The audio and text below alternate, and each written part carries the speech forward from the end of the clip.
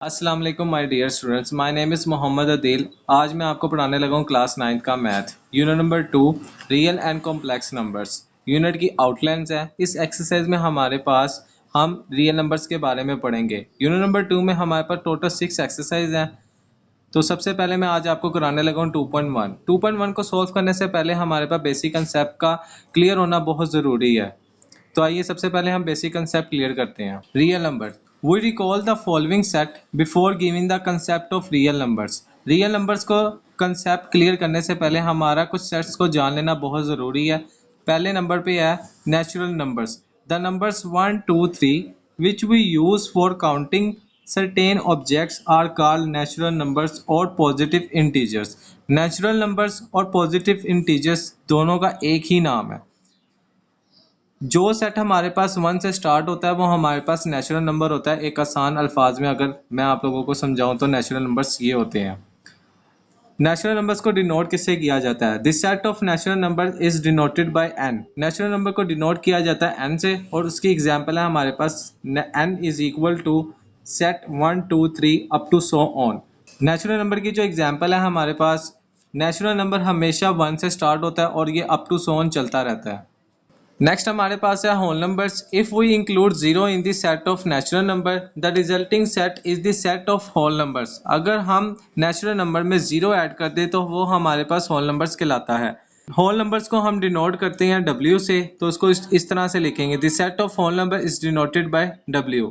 Examples, W is equal to set 0, 1, 2, 3 and up to so on. याद रहे ये हमारे पास डेफिनेशंस है और ये बोर्ड में हमारे पास दो नंबर्स की आती हैं। नेक्स्ट हमारे पास डेफिनेशन है integers. The set of integers consist of positive integers 0 and negative integers. Integers हमारे पास नेचुरल नंबर और होल नंबर्स को लेके बना गया है। डिनोट इसको किया जाता है, this set of integer is denoted by ji.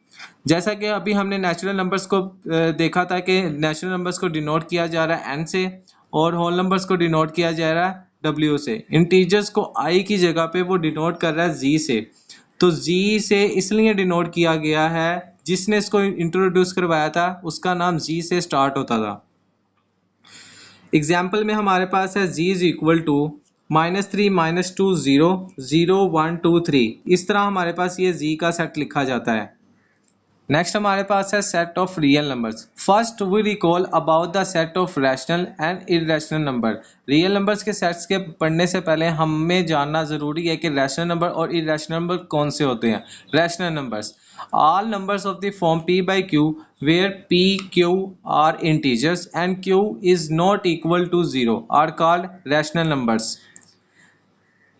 Rational numbers अगर आसान अल्फाज में समझाया जाए तो p by q की फॉर्म में होते हैं और q कभी भी ज़ीरो नहीं होता, तो वो रैशनल नंबर्स होते हैं।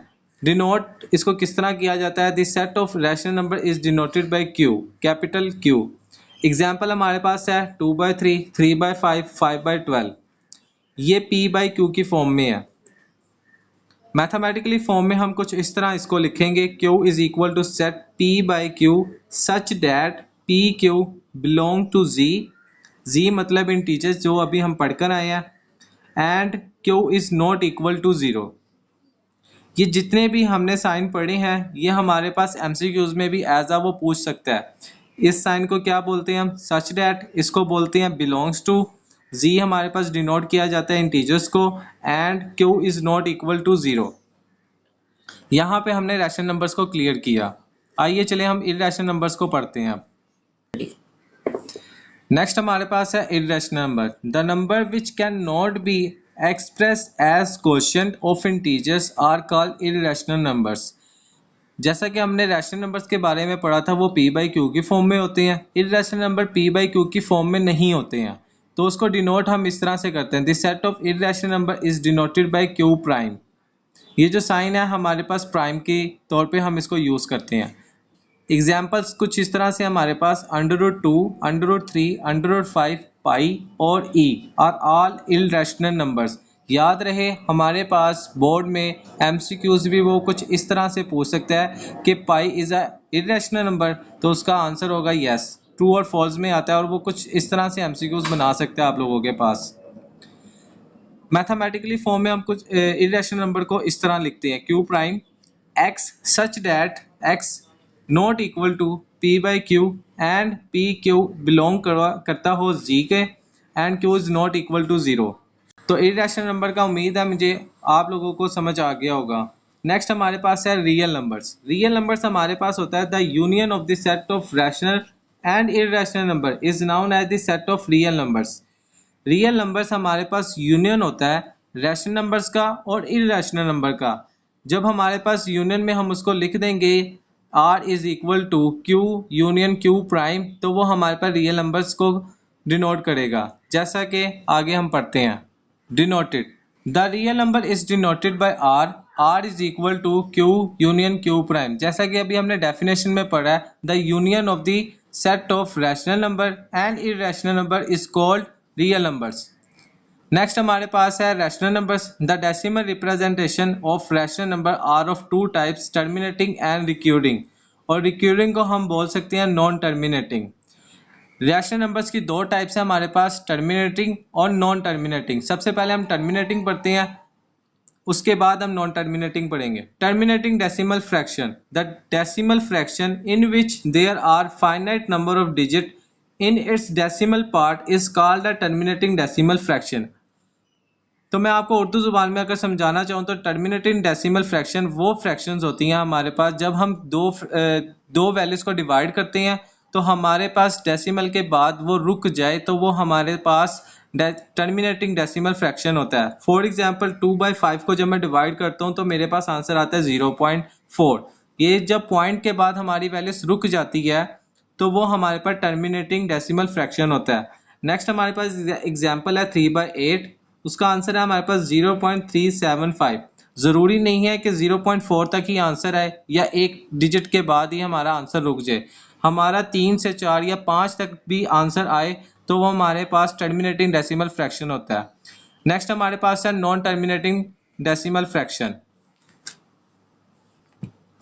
नेक्स्ट हमारे पास है non terminating decimal fraction the decimal fraction in which some digit are repeated again and again in the same order in its decimal parts is called non terminating decimal fraction। जैसा कि अभी हमने decimal fraction पढ़ा है पीछे, terminating decimal fraction में जब हम दो वैल्यूज को डिवाइड करते हैं तो आंसर हमारा रुक जाए तो वो हमारे पास टर्मिनेटिंग डेसिमल फ्रैक्शन होता है।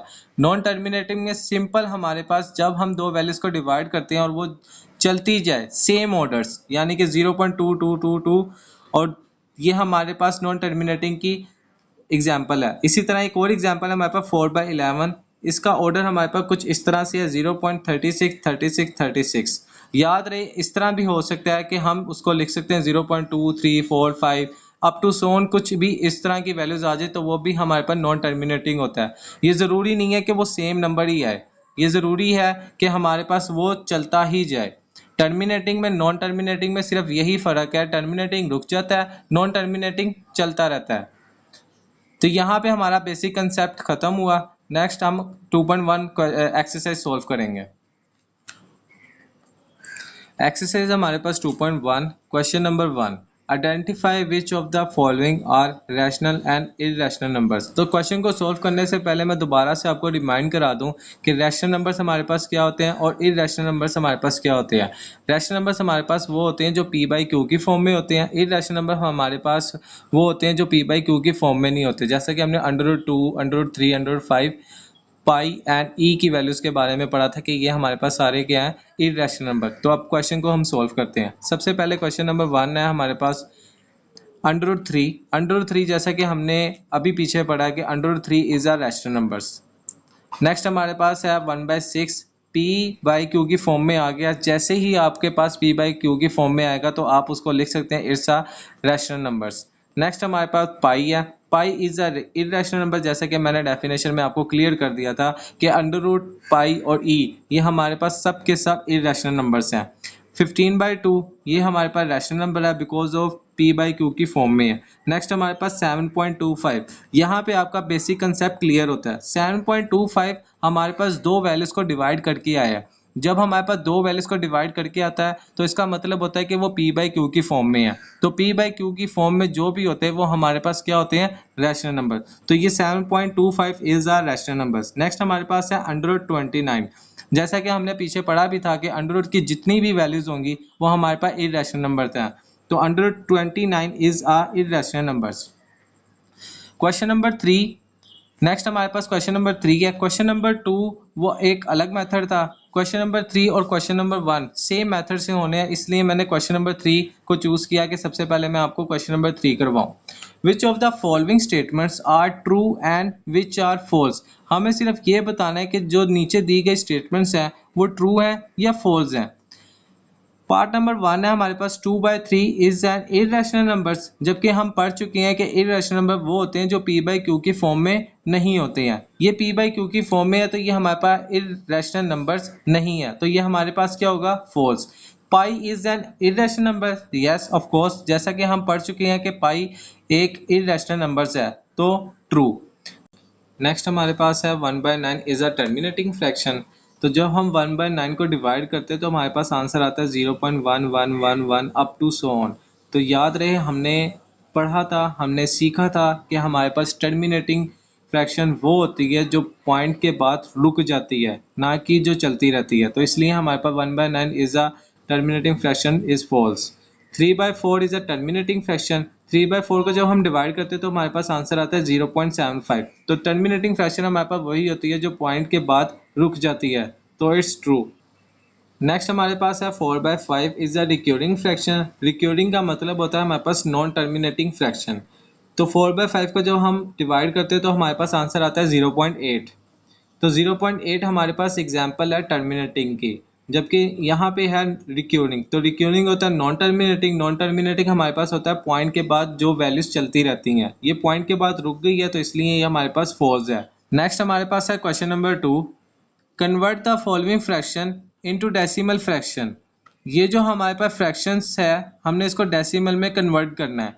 अगर आप लोग कैलकुलेटर की मदद से डायरेक्ट इसको डिवाइड करके आंसर लिखते हैं तो वो आपके पास गलत कंसीडर होगा। आपने इसको प्रॉपर डिवाइड करना है, जैसे कि हम छोटी क्लासेस में पढ़ते आए हैं उसी तरह हमने डिवाइड करना है और इसको क्वेश्चंस को कंप्लीट करना है। जैसे कि 17 हम जानते हैं कि अंदर आता है, 25 बाहर आता है। तो अब 25 जो है हमारे पास 1 के टेबल पे नहीं आता 17, तो हमने क्या करना है, पॉइंट लगा के 0 लगाना है, फिर 25 को देखना है कि कहाँ तक उसके करीब जा रहा है या पूरा पूरा जा रहा है। जब मैं 25 को 6 से मल्टीप्लाई करता हूँ तो मेरे पास आंसर आता है 150, और अगर 7 से करूँगा तो वो मेरे पास आंसर देगा 175। तो मुझे अबव नहीं जाना, या तो मुझे उसके इक्वल रखना है या मुझे उसके नीचे नीचे आने चाहिए आंसर। तो 25 को जब मैं 6 से मल्टीप्लाई करूँगा तो मेरे पास आंसर आएगा 150। तो 170 में से 150 माइनस करेंगे तो मेरे पास बचेगा 20। तो 25 के टेबल में भी 20 नहीं आता है, तो इस पॉइंट की मदद से हम दोबारा से 0 लगाएंगे और 25 को 8 से मल्टीप्लाई करेंगे तो एग्जैक्ट हमारे पास क्या आता है, 200। और जब हम 200 को 200 में से माइनस करेंगे तो हमारा आंसर आता है 0। तो जहाँ पे क्वेश्चन रुक जाता है वो हमारे पास डेसिमल फ्रैक्शन है। तो 17 डिवाइडेड बाई 25 का आंसर हमारे पास 0.68 आया। नेक्स्ट हमारे पास क्वेश्चन है 19 डिवाइडेड बाई 4। जैसा कि हमने पार्ट नंबर 1 में पढ़ा था 17 divided by 25, same as it is हमारे पास 19 डिवाइडेड बाई 4 है। जिस तरह मैंने ये क्वेश्चन किया इसी तरह मैंने ये क्वेश्चन भी किया है। मैं चाहता हूं कि इस क्वेश्चन की प्रैक्टिस आप लोग खुद करें जैसा कि आपको स्क्रीन पे नजर आ रहा है। नेक्स्ट हमारे पास पार्ट नंबर 3 है 57 divided by 8। Same as it is जैसे कि हमने क्वेश्चन नंबर 1 और क्वेश्चन नंबर 2 में पढ़ा था, सेम एज इट इज हमारे पास क्वेश्चन नंबर 3 में भी सेम एज इट इज वही है। तो मैं चाहता हूं कि जिस तरह क्वेश्चन नंबर 2 आप खुद से करेंगे, क्वेश्चन नंबर 3 भी आप खुद से करें और समझें और टैली करें कि जो आंसर आपका आ रहा है क्या वही आंसर मेरा भी है। अगर कोई मिस्टेक होती है तो आप वीडियो को दोबारा से चेक कर सकते हैं। नेक्स्ट हमारे पास है क्वेश्चन 4 205 डिवाइडेड बाई 18। जैसा कि हम जानते हैं 205 अंदर आएगा और 18 बाहर आएगा। 18 को मैंने 11 से मल्टीप्लाई किया तो मेरा आंसर आ रहा था 198, जो 205 के बिल्कुल करीब था। तो 205 में से जब मैं माइनस करूंगा 198 तो मेरे पास आंसर आएगा 7। नेक्स्ट हमारे पास क्या होगा, इस पॉइंट की मदद से मैं ज़ीरो लगाऊंगा क्योंकि 18 के टेबल पे तो 7 नहीं आता, लेकिन इस पॉइंट की मदद से हम ज़ीरो लगाएंगे और आगे सॉल्व करेंगे। 18 को 3 से जब मैं मल्टीप्लाई करूंगा तो आंसर आएगा 54। 70 में से 54 माइनस करूंगा तो मेरे पास आंसर आएगा 16। इसी पॉइंट की मदद से मैं नेक्स्ट दोबारा ज़ीरो भी लगा सकता हूँ। तो नेक्स्ट 18 को जब मैं 8 से मल्टीप्लाई करूंगा तो मेरे पास आएगा 144। तो 160 में से 144 माइनस करूंगा तो मेरे पास अगेन बचेगा 16। नेक्स्ट हमारे पास इसी पॉइंट की वजह से दोबारा मैं ज़ीरो लगाऊंगा तो ये as it is same as it is जो हमारे पास वैल्यू आई है वो ऊपर वाली वैल्यूज़ की तरह ही आई है। नेक्स्ट हमारे पास क्या होगा कि हम 18 को 8 से मल्टीप्लाई करेंगे और ये अप टू सोन ऐसा ही चलता जाएगा जो कि रुकेगा नहीं। तो जब आप क्वेश्चंस को सॉल्व कर रहे हो या किसी भी पार्ट को सॉल्व कर रहे हो और आपका आंसर ना रुके और वो चलता जाए तो आपने मज़ीद ज़्यादा सॉल्व करने की ज़रूरत नहीं है। उसको 2 से 3 वैल्यूज़ को सॉल्व करना है और उसके बाद अप टू सोन चला देना है।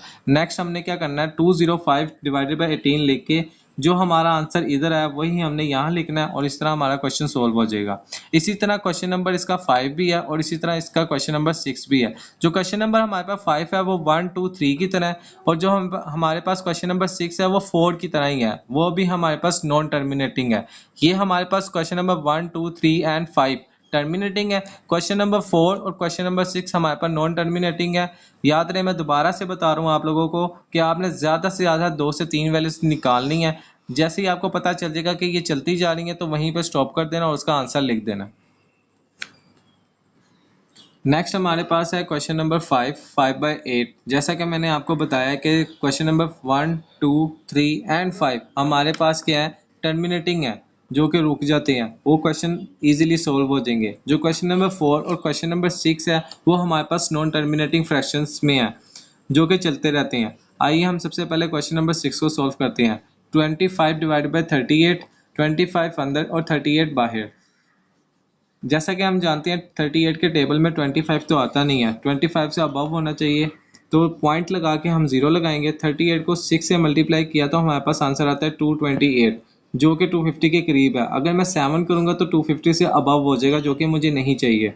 38 को 6 से मल्टीप्लाई किया तो आंसर आया 228। 250 को जब मैं माइनस करूंगा 228 से तो आंसर आएगा हमारे पास 22। इस पॉइंट की मदद से मैं ये अगेन ज़ीरो लगा सकता हूँ। 38 को 5 से मल्टीप्लाई करेंगे तो आंसर आएगा 190 और 220 में से 190 माइनस करेंगे तो 30 आएगा। जैसा कि हम जानते हैं कि यहाँ पे 38 है और यहाँ पे 30 आया, तो जब तक हमारी वैल्यूज अबव नहीं आती तब तक हम इस पॉइंट की मदद से ज़ीरो लगाते जाएंगे।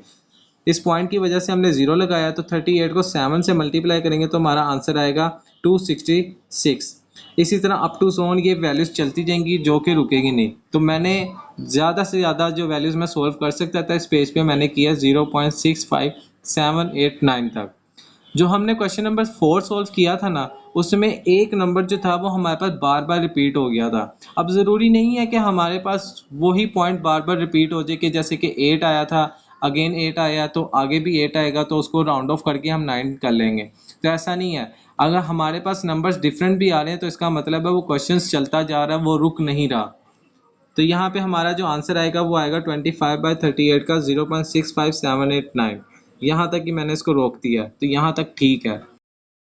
अब हमारा यहाँ पे क्वेश्चन नंबर 3 कंप्लीट हुआ। नेक्स्ट वीडियो में हम इंशाल्लाह क्वेश्चन नंबर 4 5 6 सॉल्व करेंगे। अगर आपका कोई भी सवाल या कोई भी कंसेप्ट क्लियर नहीं हुआ तो आप मुझे कमेंट करें ताकि मैं उस कंसेप्ट को क्लियर कर सकूं आने वाली वीडियोस में।